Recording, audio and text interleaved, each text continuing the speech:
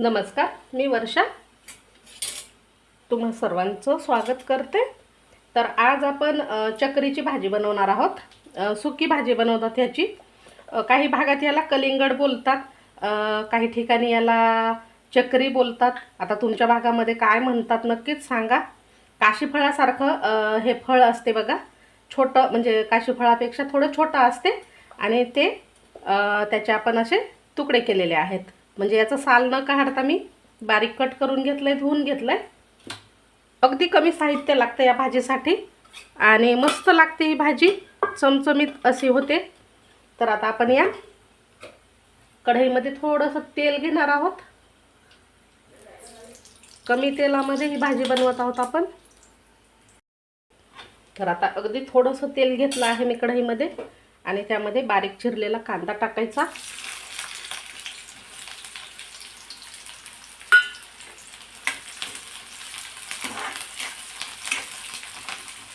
कांदा थोडासा परतून घ्यायचा आहे।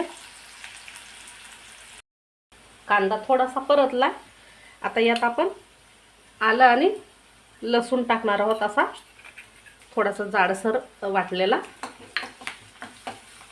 तो सुद्धा परतून घेऊ।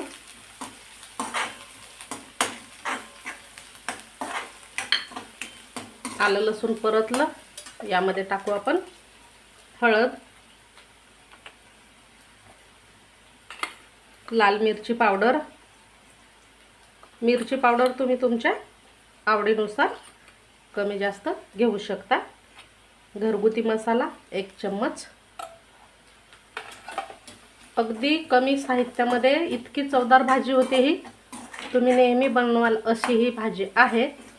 आता हे मसाले थोडेसे परतले की यामध्ये हे चक्रीचे जे कापा आहेत ते टाकून घेऊ। भाजी आपल्याला ही वाफेवरच शिजवायची आहे। वाटलं तुम्हाला तर थोडंसं अगदी पाणी टाकू शकता, पण मी शक्यतोवर ही भाजी वाफेवरच शिजवते, त्याला भारी चव येते। त्यामुळे आता हे मसाले मिक्स केले की मग यात आपण मीठ टाकून घेऊ। मीठ थोडंसं कमी झालं तर चालेल, पण जास्त नका होऊ देऊ। मीठ जास्त झालं तर ही भाजी अजिबात चांगली लागत नाही। आता कोथिंबीर टाकलाय, मीठ टाकलं, पुन्हा एकदा हे मिक्स करून घेऊ व्यवस्थित आणि झाकण ठेवून 2 ते 3 मिनिटांमध्ये ही भाजी शिजून तयार होते। एकदा थोडंसं परतून म्हणजे पलटून घ्यायची भाजी, म्हणजे मिक्स करायची पुन्हा एकदा आणि पुन्हा झाकण ठेवून 2 मिनिटं शिजवायची, म्हणजे वाफवायची। 3-4 मिनिटं भाजी शिजवून घेतली आहे बघा, मस्त शिजली आहे। आणि पाणी न टाकता आपण वाफेवर मस्त अशी शिजवून घेतली आहे। तुम्ही इथे पाहू शकता, खूप छान अशी ही भाजी दिसत आहे।